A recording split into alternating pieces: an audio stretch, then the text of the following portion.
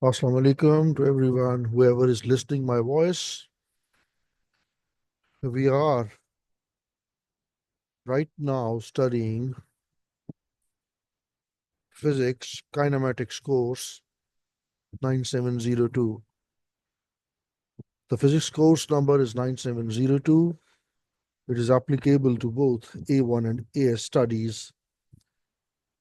And right now we are doing kinematics unit or kinematics chapter. In order to understand the present chapter or the present course or the present syllabus in a better way, we need we need to go through, we need to revise the definitions like distance, displacement, speed, velocity, acceleration. Obviously, we need the definitions like scalar quantity and vector quantities also. You should know the difference between scalar quantities and vector quantities. As we did all this in our O-level courses, in our IGCSE courses, so that's why straight away I'm starting from the graphical methods which are being used to represent the distance, displacement, speed, velocity, and acceleration values or data on the graph paper. So on the graph paper, the graphical methods which are being used, which are important also, I'm beginning from the distance time graph. Yes, the first is distance time graph, and we need to talk about the displacement type graphs also. Then we'll talk about the velocity time graphs.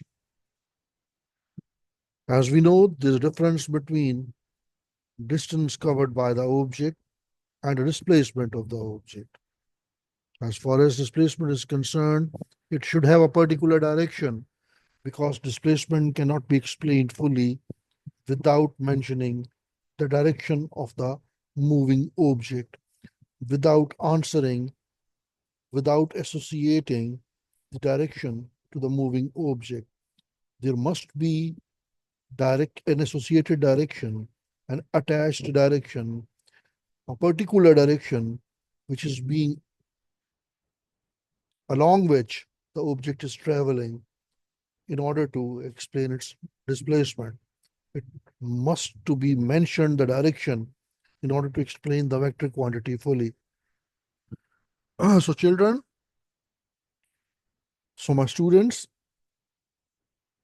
distance is a scalar quantity and displacement is a vector quantity.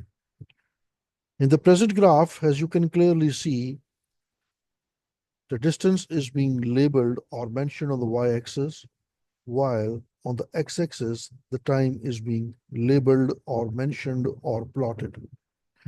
Obviously, there was a moving object, and we have tabulated data by observing the distance covered by the moving object at different times in a table.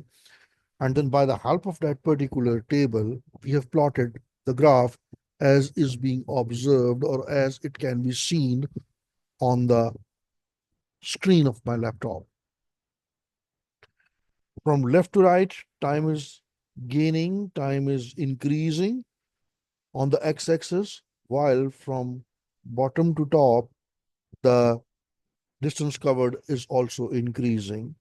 Also, if you are a mathematics student, you must have to notice, you need to notice that all of the graph is being plotted in the first quadrant of the graph. You know there are four quadrants of the graph. And right now, as all the values of time are positive, as all the values of distance are positive, so graph is completely being plotted in the first quadrant. From left to right, time is passing by. From bottom to top, distance covered is also increasing. You can clearly see that with the passage of time, the distance covered from a particular reference point, whatever is our reference point, from a particular reference point, the distance covered is increasing. If there is a reference point in the city, so we are talking about that particular reference point or 0 point at which if our vehicle was already being parked, so our vehicle was present at the reference point. Now it starts moving, so it means now it is covering distance or moving away from the reference point. And I can also claim on the base of that data with which the graph is being plotted. I can also claim from the shape of the graph from this particular straight line, which is passing through origin also, that the equal distance is being increased in equal intervals of time. Suppose if I'll divide the total journey on the x-axis from 0 to 20 seconds, suppose the moving object has moved for 20 seconds. Just suppose the moving object has moved for 20 seconds. So I can simply claim that in every second, the distance covered by the object is equal to the previous second.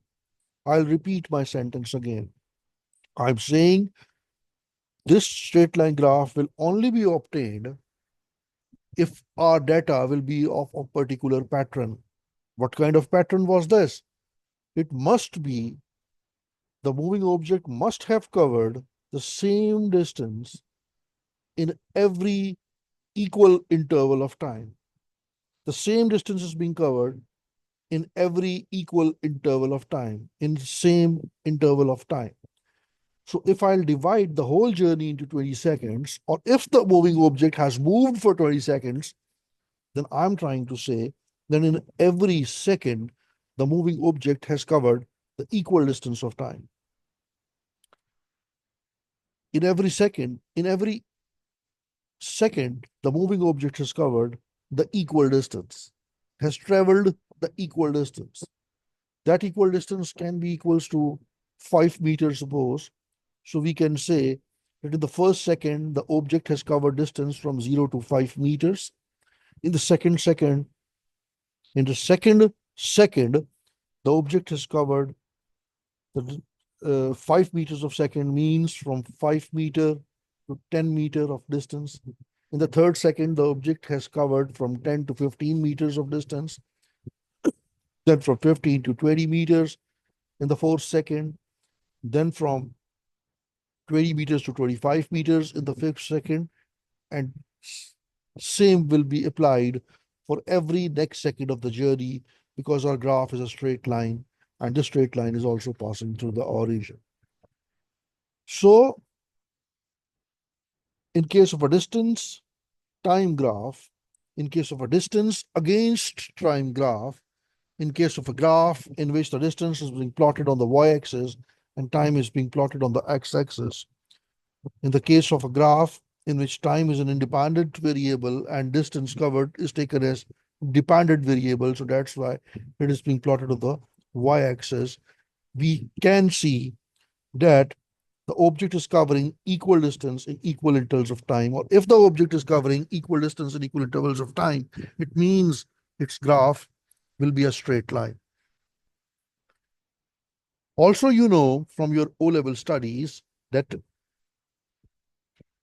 gradient of the graph sometimes represent a useful quantity. As an example, if we'll talk about the distance time graph, then the gradient of the gradient of the graph. If we'll talk about the distance time graph, then the gradient of the graph will represent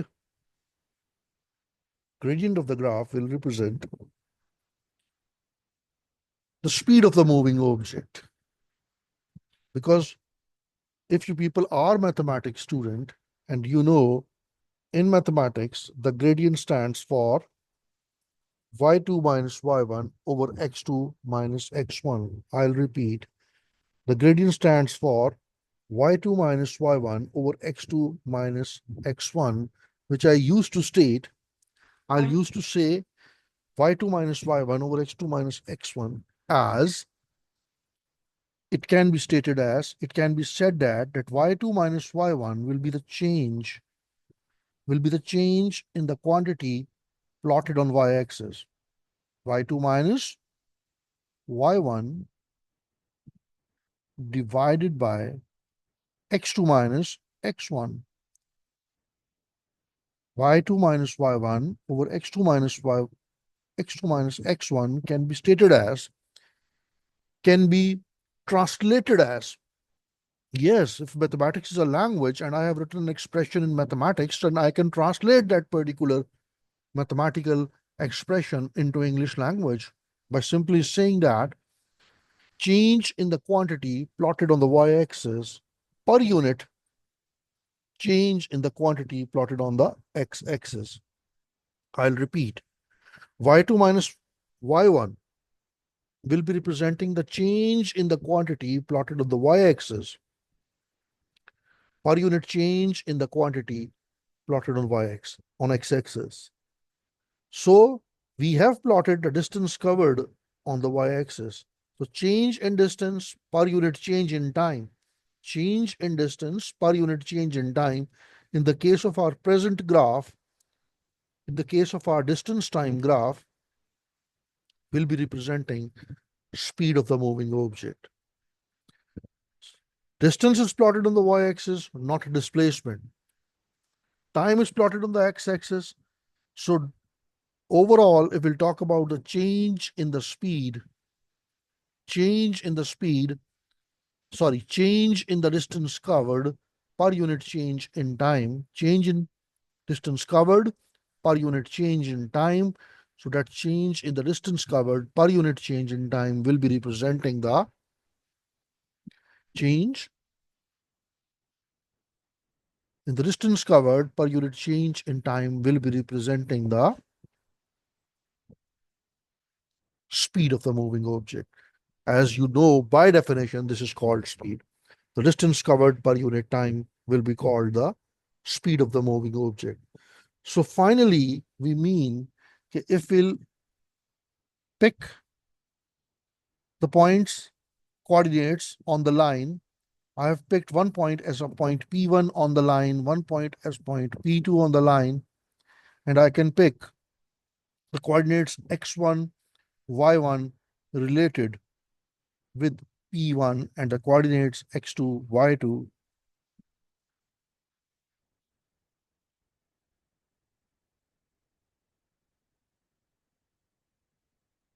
So I have chosen 2 points which are an appropriate distance away from each other, which should cover more than half of the readings, more than 50% of the readings on the x-axis and on the y-axis with which you have plotted the straight line. The readings which are being used to plot the straight lines, I have tried to cover more than 50% of the readings along x-axis, the readings of time along x-axis, and more than 50% of the readings of distance covered along y-axis.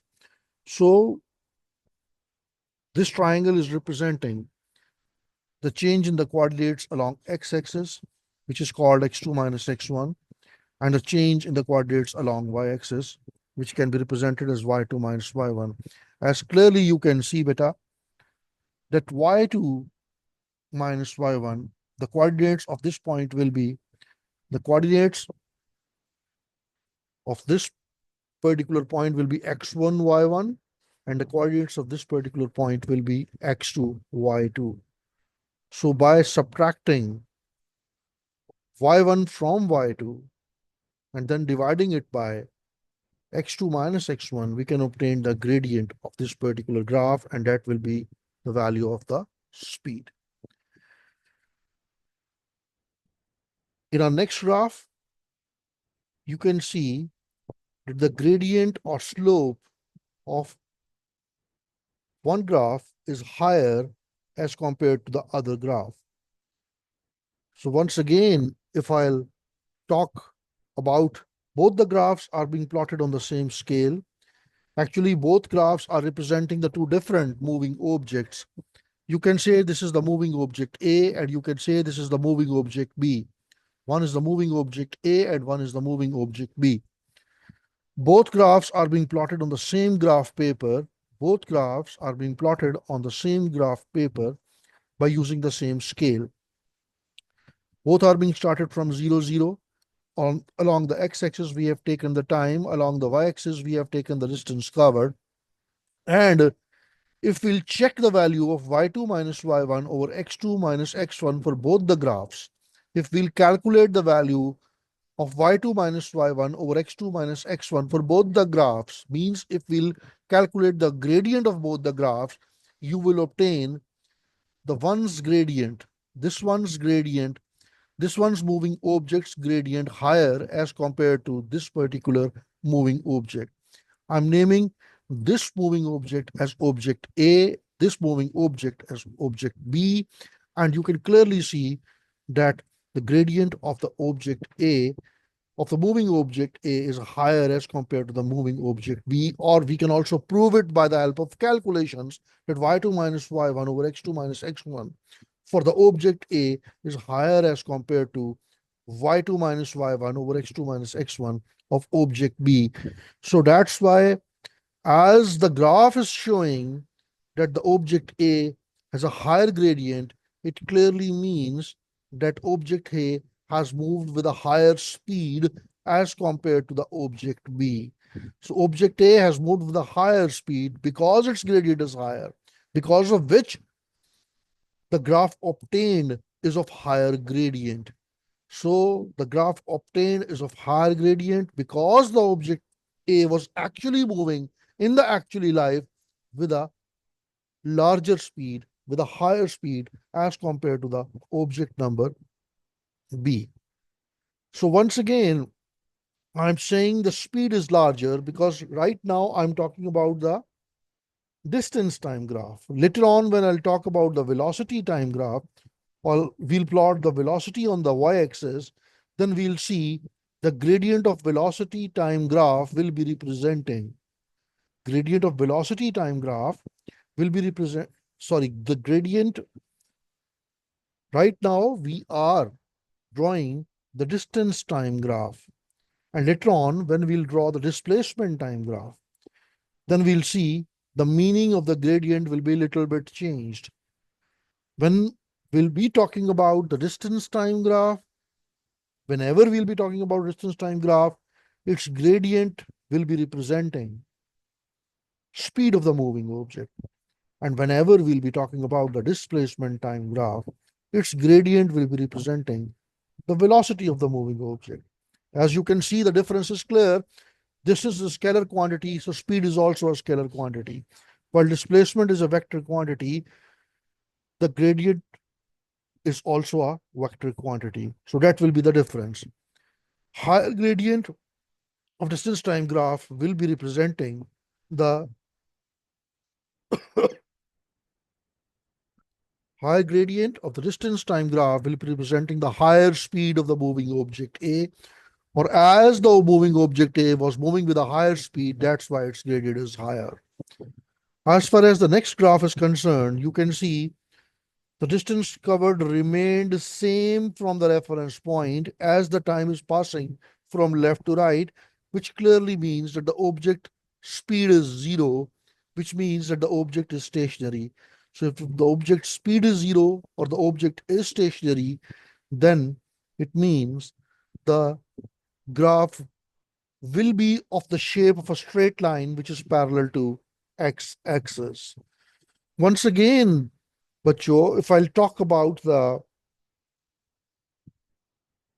same graph, but this time we have plotted the displacement on the y-axis. So it means the displacement, the gradient of the graph will be representing y2 minus y1 over x2 minus x1 will be representing the magnitude of velocity called speed. And if we'll attach the direction also, because on the y-axis we have plotted the displacement, which is a vector quantity. So the gradient of the displacement time graph will be representing the